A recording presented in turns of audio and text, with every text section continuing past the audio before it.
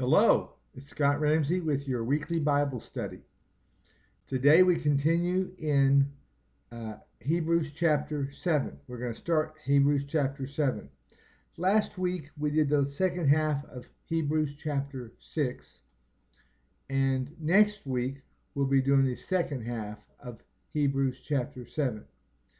I've kind of slowed down our progress to less than a chapter a week because we're going through some tough material right now. This is the meat that earlier the writer was warning about. He said, you need to be eating meat. You need to be listening to tough material, things that you have to really pay attention to hear and to understand and to apply. And we've come to some of that material. At the time, what he did was he mentioned Melchizedek in chapter 5. And it's almost like he thought to himself, well, before we do that, we need to talk about how meaty this is. And so in chapter 6, we saw a lot of his talking about the fact that they need to grow up. They need to move forward in Christ. That the listeners, the readers, needed to grow up and become capable of handling meat instead of just milk. Well, now he's returned to that meat. He's moving ahead now and hoping that we go with him. So we're going to go with him today. And so what we're going to do is look at the first half of chapter 7 of Hebrews.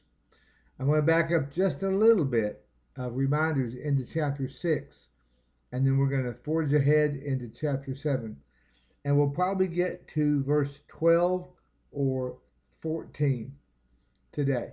And then next week, we'll pick up wherever we leave off today, and we'll finish chapter 7 next week. So thanks for sticking with me. I hope that you had a chance this last week to do your homework reading, which was, you remember what it was? I told you to read this chapter before today. Even if you didn't read it, we're pushing ahead, and I hope you're ready. It's Genesis chapter 14.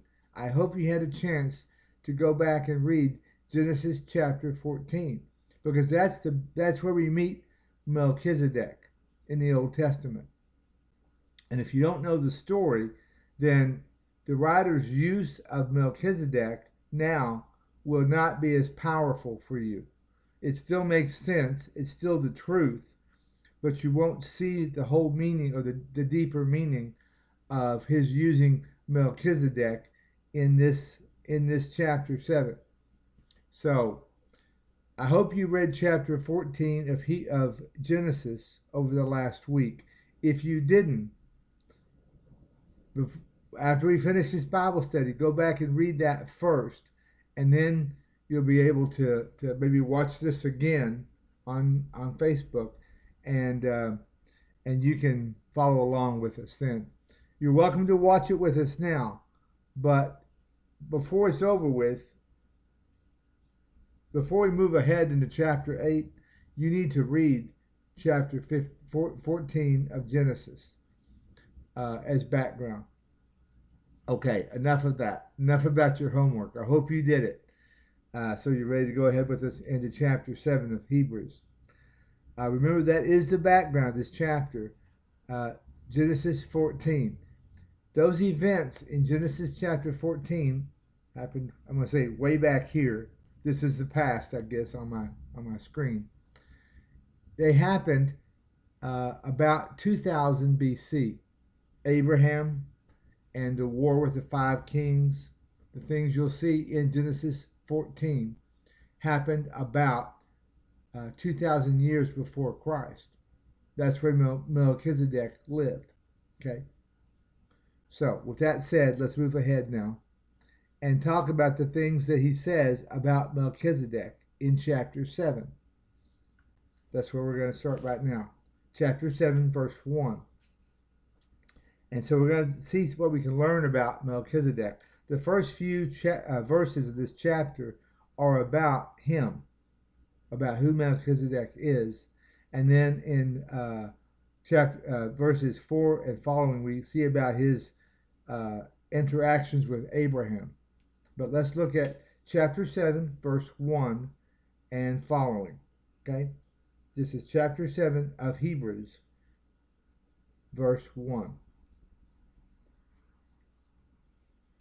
For this Melchizedek, king of Salem, priest of the Most High God, met Abraham returning from the slaughter of the kings, and blessed him.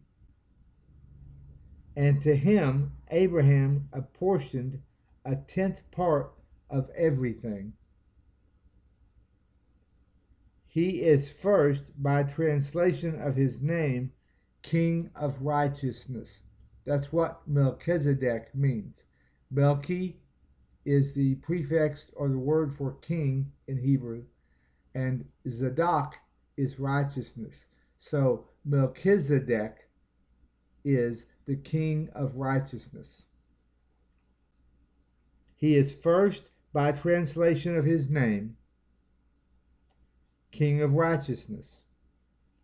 And then he is also king of Salem. We're told back in chapter 14 of Genesis, he was the king of Salem. Now, before we go any farther, I want to make sure you also know this little tidbit. You may say, well, where's Salem in the Holy Land? Salem is now known as Jerusalem. Salem is the old city of Jerusalem that was there before David, before the judges, before the children of Israel even came into the promised land.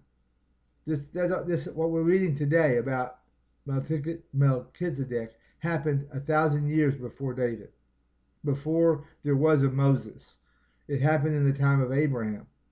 And so back in those days, this city was Salem, and Melchizedek was the king of it and the priest, and that city is now known as Jerusalem. Jerusalem. Okay? Just a little side note there. All right, so we see him further described in verse 3 about Melchizedek.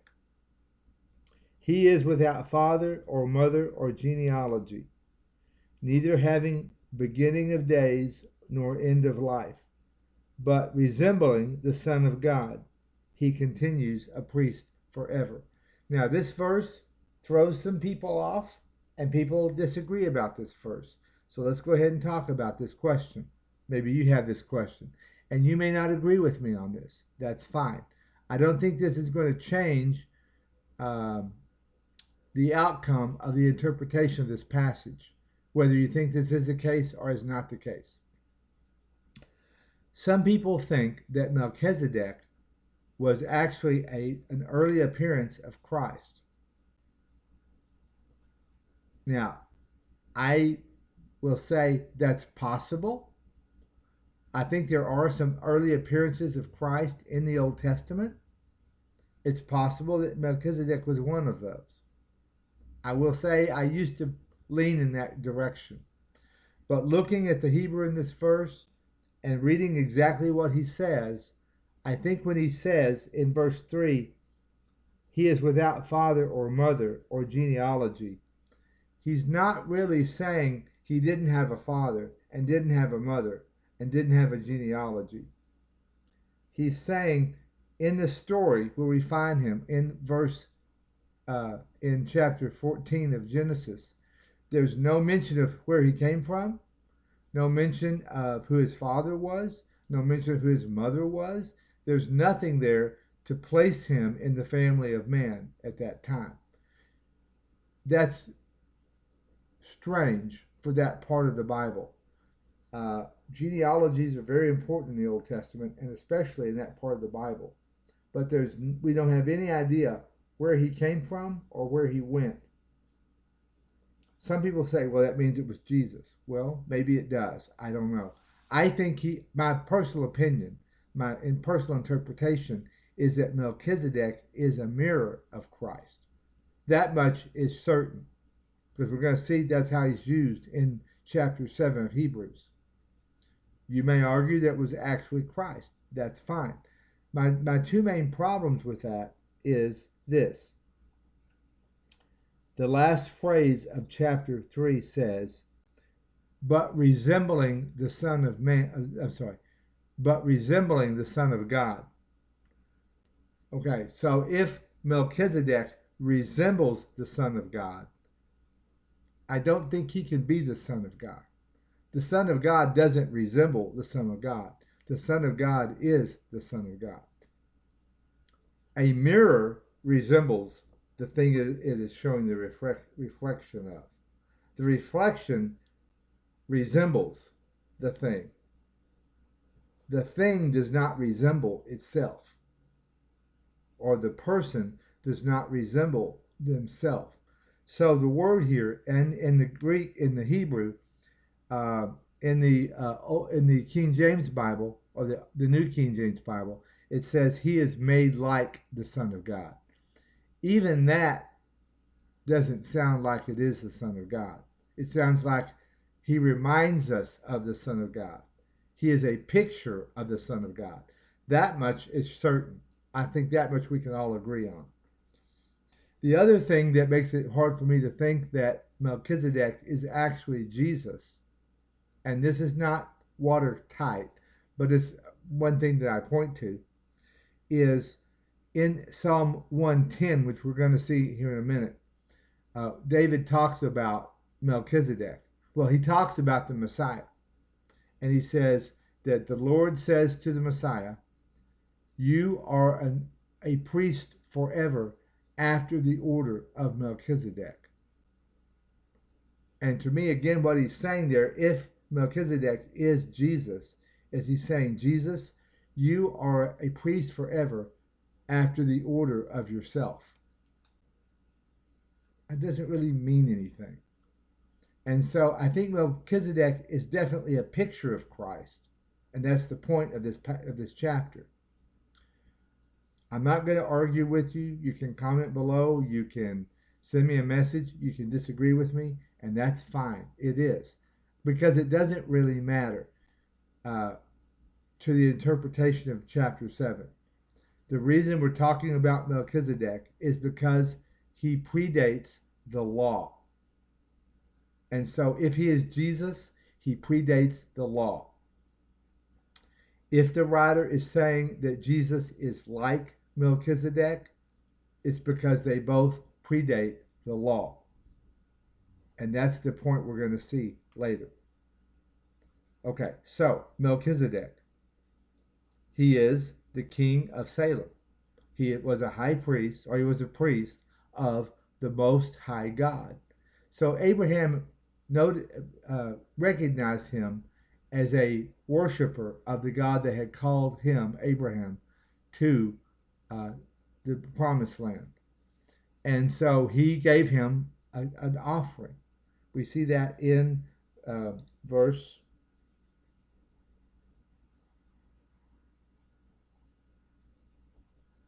2, it's mentioned that he gave a tithe to Melchizedek. So let's look into what that means, what that's all about. In verse 4, it tells us that Abraham honored Melchizedek. So let's look at verse 4 and see what that is. See how great this man was, to whom Abraham, the patriarch, gave a tenth of the spoils. So the writer is making this point. He's saying, look, this figure is important. This Melchizedek is important. Abraham honored him and blessed him by giving him a tithe. Abraham, our patriarch, the father of the Hebrew nation. Remember, this letter is being written primarily to Jews, to Hebrews, those who are in the faith and those who are not in the faith, and those who are in the faith who are thinking about going back. Keep that in mind. They're thinking about going back under the law. But he says, look, Melchizedek is great. He is a great man. See how great he is, that Abraham was blessing him and honoring him. That's crucial to this argument. This is where it gets where you have to pay attention to the case that the writer of Hebrews is building for his Hebrew brothers and sisters. All right, let's go ahead. And in verse 5 it says, "And those descendants of Levi who receive the priestly office have a commandment in the law to take tithes from the people, that is, from their brothers, though these are also are descendant from Abraham." So he's saying under the law that came later under Moses, under the law, it's the Levites, the priests of the law, that receive an offering from all the children of Abraham. All the house of Israel was to give an offering to the Levites, who were in charge of the temple worship and the tabernacle worship. And so now he's going to make a comparison between Melchizedek, who received an offering from Abraham, and the priests of the law, the sons of Aaron, who received an offering from Abraham's descendants. So let's look at that. Verse 6. "But this man," talking about Melchizedek, "this man who does not have his descent from Aaron, from them," it says, "received tithes from Abraham, and blessed him who had the promises." So he's saying that before the law, before the high priest, before the sons of Aaron, before any of that, dating before that, we see someone to whom Aaron gave offerings.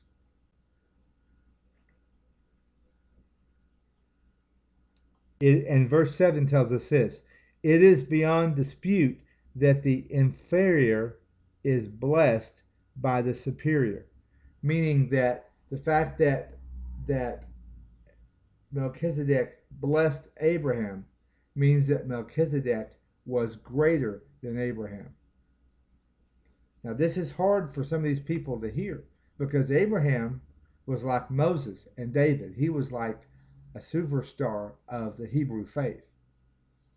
But this writer is saying, go back before Abraham, go back to Genesis, go back to almost the beginning, and see that there is someone else greater than Abraham.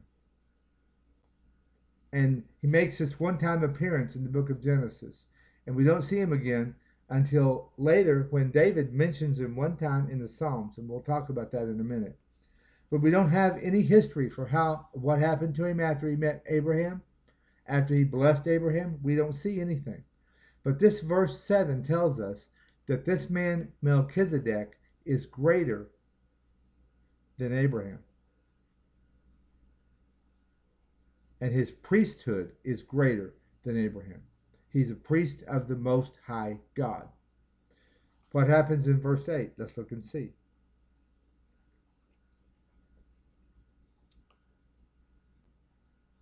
"In the one case, tithes are received by mortal men, but in the other case, by one whom it is testified that he lives." What is he talking about? Remember, we don't see the death of Melchizedek. I don't think he's teaching that Melchizedek is still alive 2,000 years later. I think he's teaching that there is no end. We see no end. It is not recorded. The end of his priesthood is not recorded. We don't see his son or his sons taking over his priesthood. He comes on the scene in Genesis chapter 14. He blesses Abraham. Abraham gives him a tithe, and then he disappears from the book. And so, in that sense, his priesthood never ended. We're going to see how he is a picture of one whose priesthood really never ends. And you know who I'm talking about. If you don't, you will in a few minutes. One whose priesthood never ends. So let's keep looking. In verse Verse 9. This is a little complicated, but I want you to think about what he's saying here about Levi. Levi was one of the sons of Jacob, so he was a descendant of Abraham. Okay. One might even say that Levi himself, who receives tithes, paid tithes through Abraham. So what he's saying here is that through Abraham paying tithes to Melchizedek, since in a sense Levi was inside of Abraham because he was his descendant, when Levi was paying tithes to Melchizedek, Levi was also paying tithes to Melchizedek. He's making an argument that Melchizedek is greater than Levi and his descendants, the priests. Let's look ahead and see what he says next about Melchizedek. This is where we come across the fact that Melchizedek is mentioned later in the Bible one time, and that is in chapter 11. Look what he says in chapter 11. This is a long sentence. It's an argument, a logical argument, so you got to follow this, okay? Now, if perfection had been attained through the Levitical priesthood under a people receiving the law, okay, what further need would there be? What further need would there have been for another priest to arise after the order of Melchizedek? Where are we told that that would happen? Psalms chapter 110. If you haven't read it, turn to Psalm chapter 110, and we're going to look at verse 4. I'm going to read it to you. This was mentioned earlier in the book, earlier in Hebrews. Okay? This is King David. This is 1,000 years after Melchizedek, but 1,000 years before Christ. About 1000 BC, David wrote this: "The Lord has sworn and will not relent, will not change his mind. You are a priest forever, according to the order of Melchizedek." Who's he talking about? It's widely agreed that he's talking about the Messiah. The Messiah will be after the order of Melchizedek.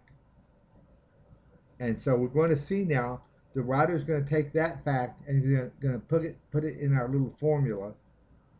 And we're going to see that he's going to argue that Jesus is after the order of Melchizedek.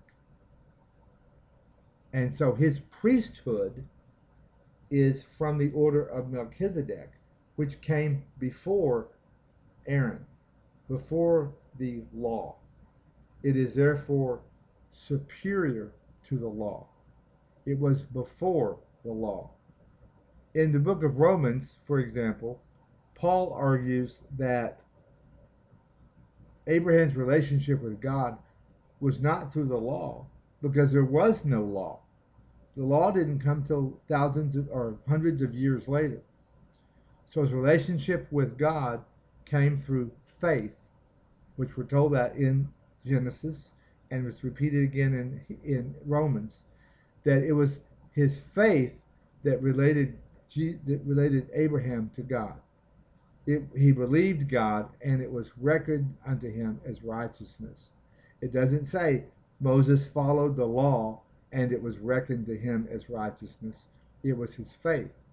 Now here we see a priest of the Most High God, Melchizedek, who lived a long time before the law. And he is saying here that he is superior to the law. He is superior to Aaron and his sons and the Levites. Let's push ahead. We're told in verse 11 that he makes a reference to David's reference in Psalms 112 and 110 to this person who's coming, who will be of the order of Melchizedek. And then we told this in verse 12 of Hebrews chapter 7, verse 12. For when there is a change in the priesthood, there is necessarily a change in the law. And so this is important. This means that something has happened. Someone somewhere has become a priest or has acted as a priest in a way that changes the priesthood forever. He's telling his Hebrew brothers and sisters, the writer is telling his Hebrew brothers and sisters, something has happened that puts aside, that lays aside the priesthood of Aaron and the Levites. And what is that something? We're going to see what it is. We know what it is, but we're going to see what it is. That was verse 12. Verse 13. For the one of whom these things is spoken, these things are spoken, belonged to another tribe. So he's talking about Jesus here. He's saying Jesus was not of the tribe of Levi. Jesus was of the tribe of Judah. But he's saying since the priesthood changed from Levi to Judah, because Jesus has acted now as our high priest, the law has changed. The old law is set aside. The old covenant is set aside. This is a big step for this audience, these Hebrew listeners, to hear this and to be drawn to believe that Jesus, through his work on the cross, is setting aside the old law and the old covenant. But that's exactly the truth. That's exactly the point he's making here, is that Jesus is after the order of Melchizedek, who was before the law, who was of the time of Abraham, who was greater. So, in saying this, he's saying that of the one that we're talking about, who is Jesus, who we're about to see that. Verse 12. I'm sorry, verse 13. So, for the one of whom these things are spoken belonged to another tribe.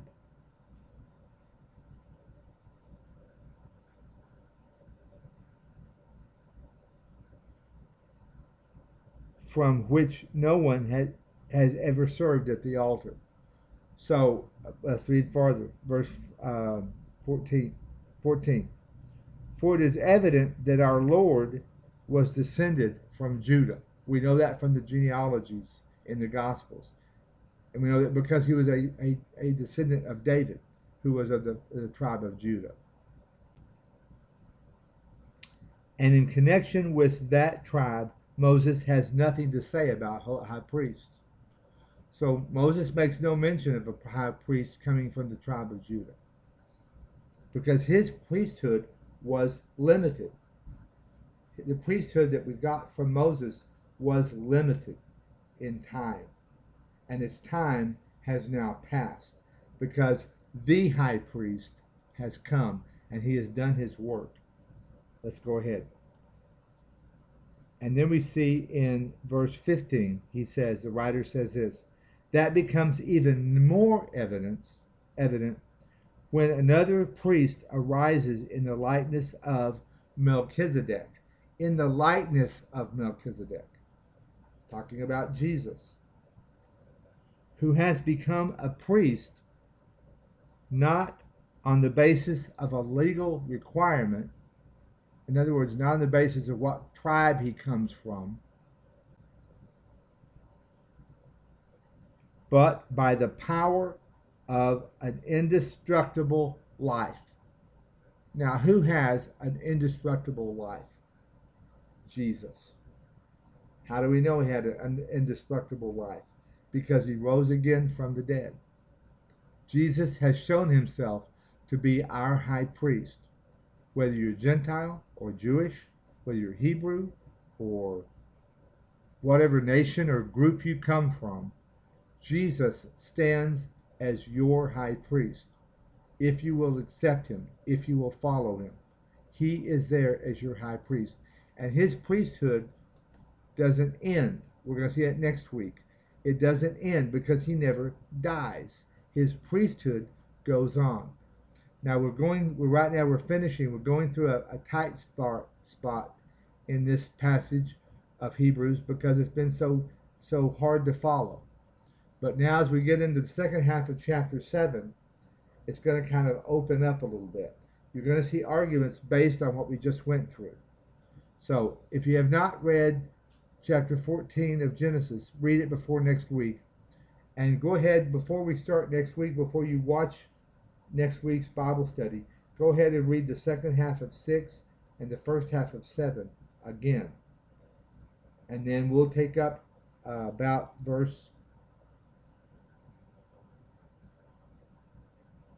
somewhere in here about 16. We'll pick up next week and go through 28, which is the end of chapter 7. And by that point, we should all be clear together on who he's talking about. And he will have made his argument that Jesus is of the order of Melchizedek, and that his priesthood was before, in a sense. It comes from before, and it is one that is superior to, it is better than the priesthood of the law of the Old Testament. Remember, what is the three-word summary of the whole book of Hebrews? Jesus is better. And now he's finishing making his argument that Jesus is better than the priesthood of the Old Testament. So his argument is to those who are listening at the time, don't go back under that old priesthood. Don't go back under that priesthood. You're under the new priest. You're under the better priest. You are a Christian. Stay where you are. If you have not yet accepted the new priest, if you've not yet put your life under the new and better high priest Jesus, now's the time to do that. It's just that simple. But don't go back under the old law. The old law served its purpose. It tells us about the nature of God. It tells us a lot about God. We keep it, we read it, we study it, we honor it, but we are not under the Old Testament law. And we're not under the Old Testament priesthood. And that's a beautiful thing. We're under the priesthood of King Jesus. King Jesus, who is the Prince of Peace, the King of Peace, and the King of Righteousness. And he is our priest and he is our king. And I thank you for watching. And we'll pick up again the middle of chapter 7. I hope you've enjoyed this time together. And I'll be praying for you this week.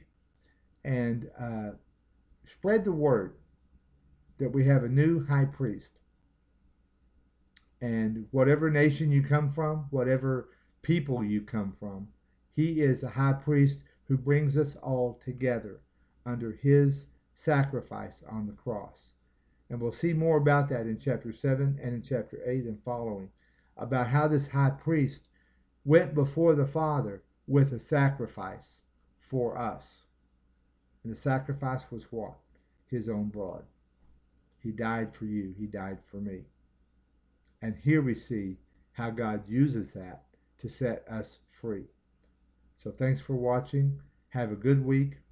And pray for me as I pray for you, to follow him and to be faithful to our high priest who is faithful to us.